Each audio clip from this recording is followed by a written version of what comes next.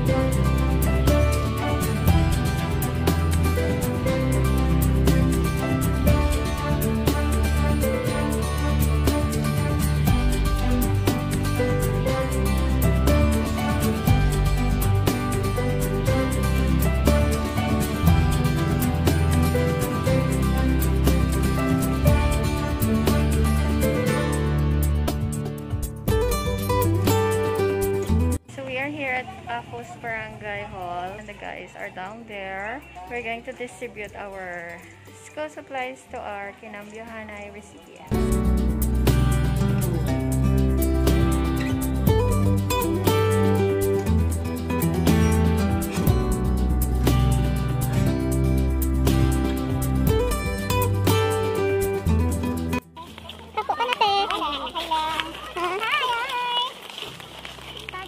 Napo na ko. Napo ka na.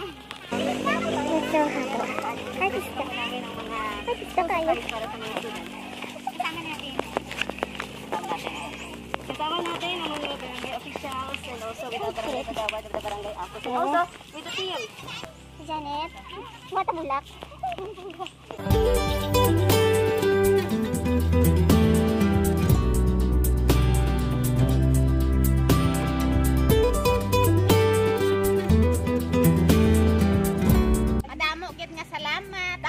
Bulik para sa amon. Nag-identify no? Hi, Edison. Okay ka pati? Okay pa ko. Okay pa ko? Ano? Kaya bas? Oo. Papa nga na nakapoy.